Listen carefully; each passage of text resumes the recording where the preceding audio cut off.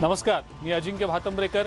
News 18 Lokmat विशेष या आमच्या खास कार्यक्रमात आपल्या सगळ्यांचं स्वागत. जगातील सर्वात श्रीमंत उद्योगपती जेफ बेझोस यांनी आपल्या खासगी यानातनं यशस्वी अंतराळ प्रवास केला. मंगळवारी जेफ बेझोस आणि त्यांच्या सहकाऱ्यांनी अंतराळात जाऊन झिरो ग्रॅव्हिटीचा अनुभव घेतला. या यशस्वी अंतराळ सफरीमुळे अंतराळ पर्यटनाला चालना मिळणार असल्याचं बोललं जात आहे.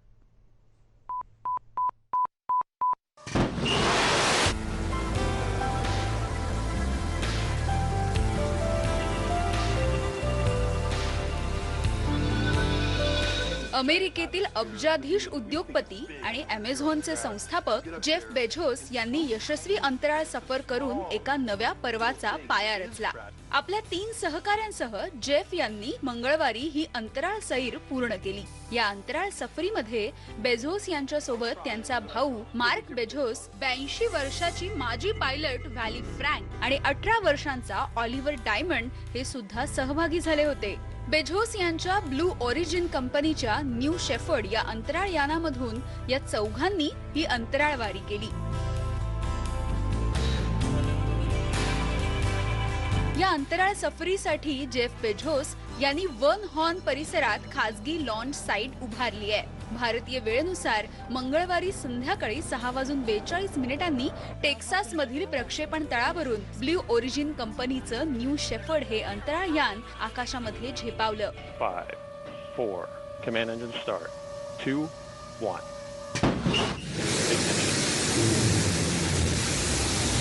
एका रॉकेटच्या माध्यमातून हे यान लॉन्च करण्यात आलं होतं. 6 आसनी क्षमता असलेल्या या यानामधून केवळ चौघांनी अंतराळ सफर पार केली. जेफ बेझोस आणि त्यांच्या सहकाऱ्यांनी पृथ्वीच्या कक्षेपासून 105 किलोमीटर अंतरापर्यंत पोहोच घेतली. एका रॉकेट शिपमधून त्यांनी हा प्रवास केला. या रॉकेट शिपचं वैशिष्ट्य म्हणजे ते ऑटोनॉमस आहे. त्याला पायलटची आवश्यकता नसते. या रॉकेटनं अंतराळात 80 किलोमीटर पर्यंतचा प्रवास केल्यानंतर ते कॅप्सूल पासून वेगळं झालं होतं. हे स्पेस कॅप्सूल त्यांच्या बूस्टर पासून जवळपास 76 किलोमीटरच्या उंचीवर असताना वेगळं झालं. त्यानंतर ते रॉकेट लॉन्च पॅड पासून 2 मैल अंतरावर पुन्हा त्यांच्या पायांवर लँड झालं. तर रॉकेट पासून वेगळं झालेलं कॅप्सूल अंतराळात 105 किलोमीटर पर्यंत आपला मार्गक्रम करत राहिलं.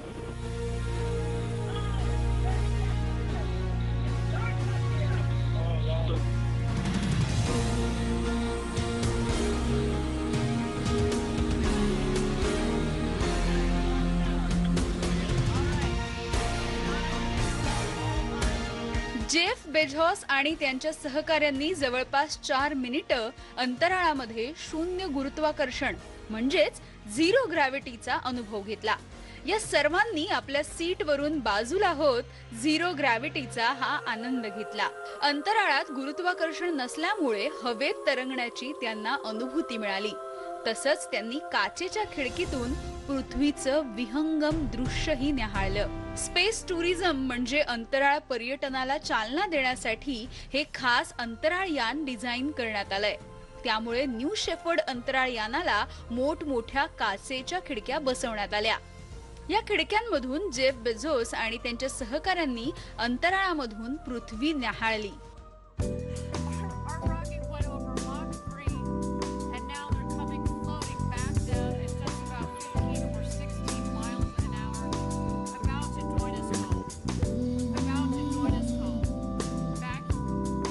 अंतराळात सर्वोच्च उंचीवरती पोहोचल्यानंतर ते कॅप्सूल खाली येऊ लागलं आणि पॅराशूटच्या मदतीने ते टेक्सासच्या वाळवंटी प्रदेशात लँड झालं.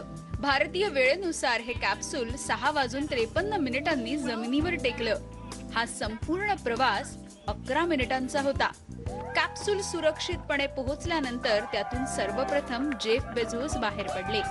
कॅप्सूलच्या बाहेर पडताच जेफ बेझोस यांनी आपल्या गर्लफ्रेंडला आलिंगन दिलं. अंतराळ सफर यशस्वीपणे पार पडल्याचा आनंद त्यांच्या चेहऱ्यावर दिसत होता. ही अंतराळ मोहीम यशस्वी झाल्यामुळे 18 वर्षांचा ऑलिव्हर डायमंड हा जगातील सर्वात तरुण अंतराळ प्रवासी ठरलाय. या प्रवासासाठी त्यांनी किती पैसे मोजले याविषयी मात्र कुठला खुलासा केलेला नाही. कॅप्सूलमधून बाहेर पडताच जेफ बेझोस यांनी सगळं अद्भुत असल्याची प्रतिक्रिया दिली आहे. आपल्या जीवनातील हा अविस्मरणीय प्रसंग असल्याचं त्यांनी सांगितलंय.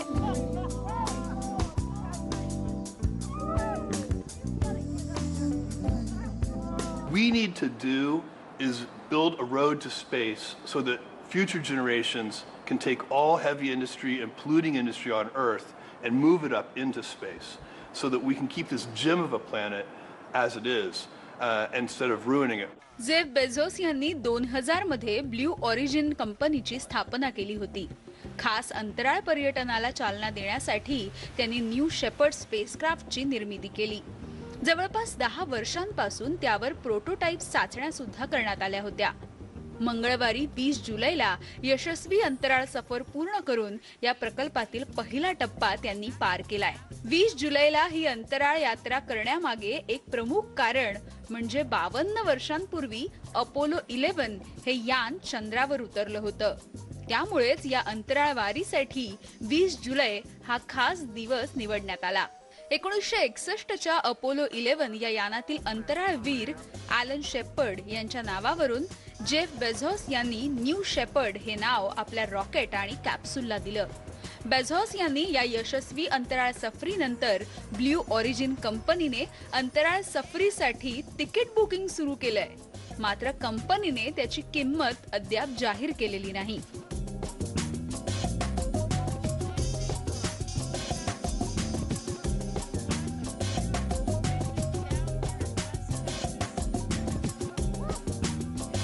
न्यू शेफर्ड अंतराळ यानाचं लॉन्चिंग म्हणजे अंतराळात जाण्यासाठी अब्जाधीशांमध्ये लागलेली स्पर्धा असल्याची जगभरामधून टीका झाली.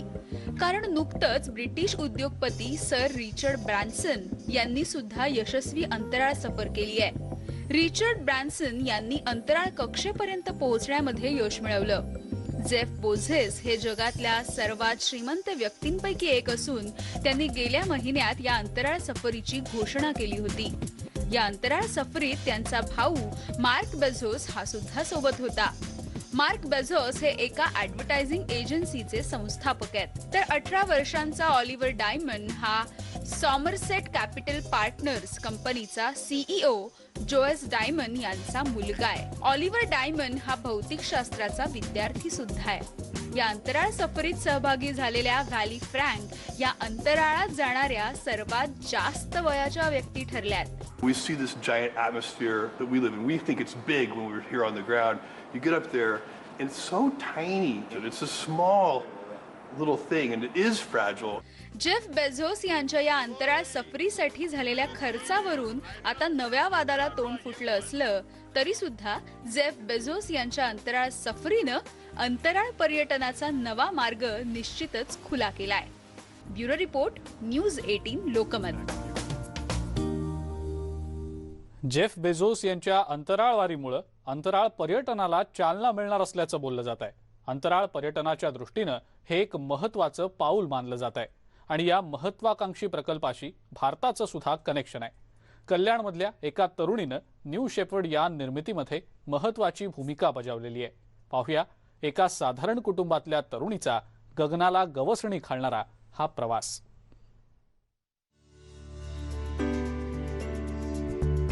मंगळवारी अमेझॉनचे संस्थापक जेफ बेझोस यांनी यशस्वी अंतराळवारी करून एक नवा इतिहास घडवला.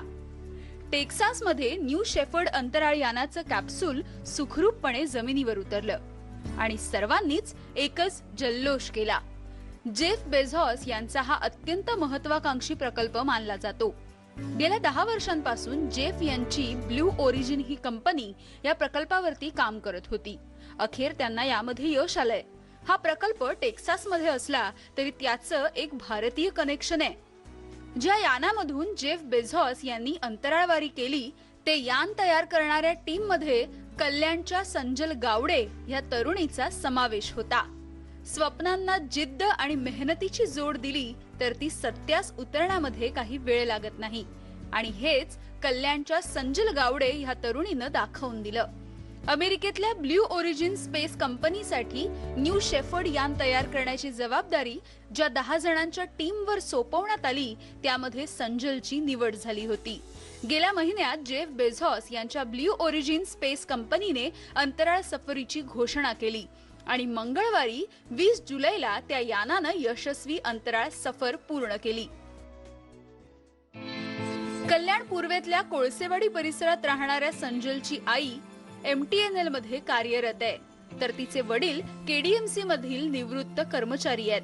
केवळ जिद्द आणि चिकाटीच्या जोरावर संजलनं हे अभूतपूर्व यश मिळवलंय. ते कॉलेज शॉपमध्ये तिने काम पण केलेलं आहे. म्हणजे तिला माहिती होती आपली घरची परिस्थिती एवढी नाही, पण ते कॉफी शॉपमध्ये कॉफी बनवायचं, शॉपची साफसफाई करायची, ते सगळ्या. आणि त्या परिस्थितीत स्वयंपाकाची पण एवढी जाण नव्हती, लहान वयातच गेली ती. जसं येईल तसं बनवायचं, खायचं आणि अभ्यास. न्यूज 18 लोकमत विशेषमध्ये आपल्या सगळ्यांचं ब्रेकनंतर पुन्हा एकदा स्वागत. पेगासस या स्पायवेअरची सध्या जगभरामध्ये चर्चा सुरू झालेली आहे, कारण या स्पायवेअरच्या माध्यमातून तुम्हाला कोणत्याही व्यक्तीचा मोबाईल फोन हॅक करून त्यामधले चॅट्स, मेसेजेस, फोन कॉल्स आणि ईमेल्स या सगळ्याची माहिती मिळवता येऊ शकते. भारतातील काही राजकीय नेते आणि पत्रकार यांच्या मोबाईल फोनमध्ये पेगाससच्या माध्यमातून पाळत ठेवण्यात आल्याचा दावा करण्यात आलेला आहे. केंद्र सरकारनं हा दावा फेटाळून देखील लावलेला आहे. मात्र आता पेगाससवर जोरदार चर्चा सुरू आहे. हे स्पायवेअर कशा पद्धतीनं फोन हॅक करतं, इतरांच्या फोनमधली माहिती ते हँडलरला कशी काय पोहोचवतं आणि सध्या किती देशांमध्ये हे सगळं कार्यरत आहे, या सगळ्या प्रश्नांचा वेध घेणारा हा स्पेशल रिपोर्ट पाहूया.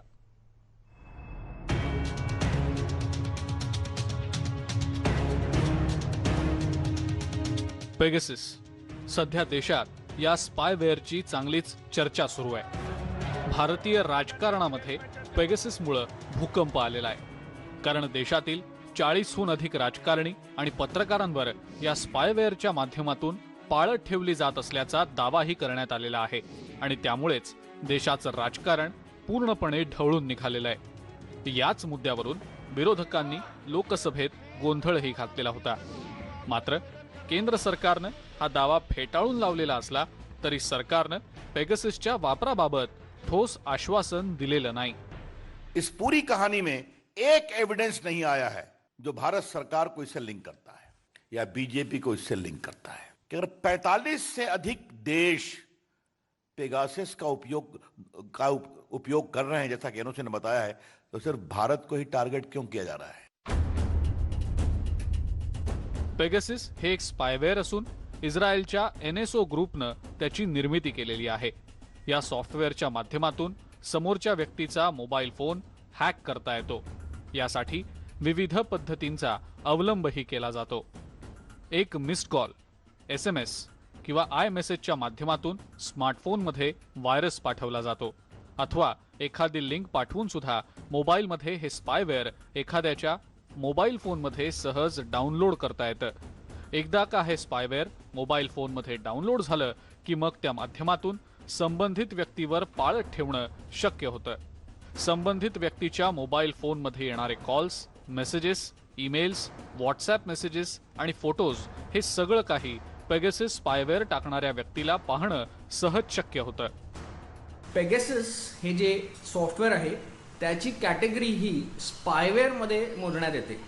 स्पायवेअर म्हणजे नक्की काय की तुम्हाला कोणीतरी, म्हणजे ज्या स्पायवेअरचा जो हँडलर असतो तो तुम्हाला एखादा SMS पाठवतो, त्याच्यामध्ये एक लिंक असतो, तुम्ही त्या लिंकला क्लिक करता आणि मग हा पेगासस सॉफ्टवेअर तुमच्याकडे डाउनलोड होतो.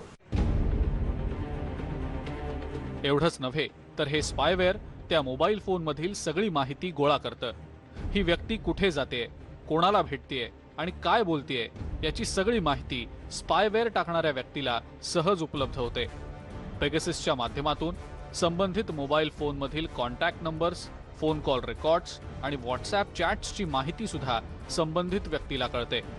तसंच मोबाईल फोनचा मायक्रोफोन आणि फोनच्या कॅमेऱ्यावर सुद्धा पेगाससच्या हँडलरला नियंत्रण मिळवणं सहज शक्य होतं.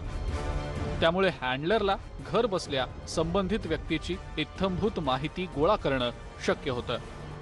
आता हे करताय काय सॉफ्टवेअर, तर हे सॉफ्टवेअर तुमचा मायक्रोफोन कॉम्प्रोमाइज करतो, तुमचा फ्रंट कॅमेरा कॉम्प्रोमाइज करतो, तुमच्या SMS वाचू शकतो, व्हॉट्सॲपचे मेसेजेस वाचतो, ईमेल वाचतो, फोटो काढतो तुमचे. तुम्ही जर कोणाशी गप्पा मारत असाल तर तो आवाज सुद्धा रेकॉर्ड करतो आणि त्या हँडलरला पाठवून देतो. पेगासस स्पायवेअरची एक ना अनेक वैशिष्ट्ये आहेत आणि त्यामुळेच हे स्पायवेअर हेरगिरीसाठी वापरलं जातं. ज्या व्यक्तीच्या मोबाईल फोनमध्ये हे स्पायवेअर टाकलेलं आहे त्याच्या मोबाईल फोनमधील इंटरनेट बंद असलं तरीही पेगासस स्पायवेअर काम करतच असतं. तुमचा मोबाईल मध्ये इंटरनेट बंद असेल तर तो मग रिअल टाइम हे सगळं बघत नसून मग हे सगळा डेटा तो एका फाईलमध्ये सेव्ह करतो आणि जेव्हा तुमचा फोन इंटरनेटला कनेक्ट होईल नंतर तेव्हा हा सगळा डेटा त्याच्या हँडलरला पाठवून देतो.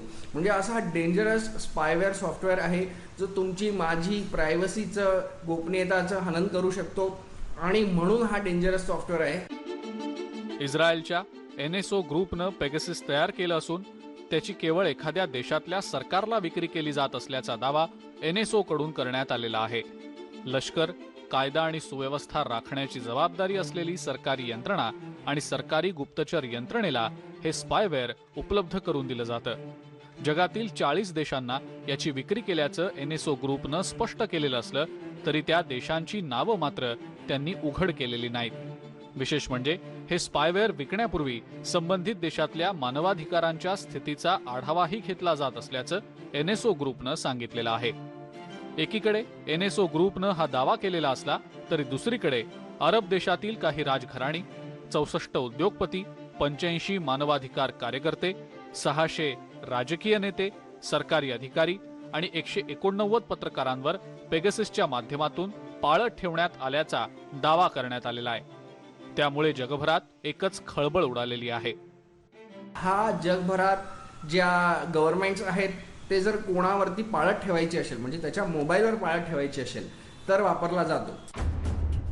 पेगाससच्या माध्यमातून भारतातले काही नेते आणि पत्रकारांवर पाळत ठेवल्याचं 2019 मध्ये उघड झालं होतं. व्हॉट्सॲप आणि NSOच्या एका खटल्यामधून ही धक्कादायक माहिती समोर आलेली होती. तुम्हाला जर ह्या असल्या स्पायवेअर पासून वाचायचं असेल तर तुमचा मोबाईल फोन हा नेहमी अपग्रेडेड असायला पाहिजे लेटेस्ट ऑपरेटिंग सिस्टमला. कारण पेगासस सारखे जे सॉफ्टवेअर असतात ते तुमच्या मोबाईलमधले असलेल्या सॉफ्टवेअरमधले लूपहोलला एक्सप्लॉइट करतात. म्हणून अपग्रेडेड ठेवा नेहमी तुमची ऑपरेटिंग सिस्टम. दुसरी गोष्ट, फ्रंट कॅमेरा जो तुमचा आहे त्याच्यावर एक काळा स्टिकर नेहमी लावून ठेवायचा. आपल्याला जोपर्यंत आपला जो मायक्रोफोन असतो त्याचा कॉल येतपर्यंत आपला आवाज एकदम खाली करून ठेवायचा त्या मायक्रोफोनचा. म्हणजे जरी कोणी ऐकत असेल तरी त्याला खूप जोरात ऐकू जात नाही. अशा काही बेसिक गोष्टी जर तुम्ही केल्यात तर तुम्हाला पेगासस व इतर स्पायवेअर पासून पण तुमचा बचाव होऊ शकतो. व्हॉट्सॲपनं NSOवर कोर्टात दावा ठोकल्यानंतर जगाला या हेरगिरीची खबर लागली. मात्र NSO कंपनीनं व्हॉट्सॲपचे सगळे आरोप फेटाळून लावले होते. जगभरातल्या काही महत्त्वाच्या लोकांची हेरगिरी करण्यासाठी पेगाससचा वापर करण्यात आल्याचा दावा करण्यात आल्यामुळं पुन्हा एकदा पेगासस चर्चेत आलेला आहे. Bureau report, news 18 Lokmat. आणि या सगळ्या महत्त्वाच्या बातम्यांसोबतच न्यूज 18 लोकमत विशेषमध्ये वेळ झाली आहे इथंच थांबण्याची. ताज्या बातम्या आणि अपडेट्ससाठी बघत राहा फक्त न्यूज 18 लोकमत.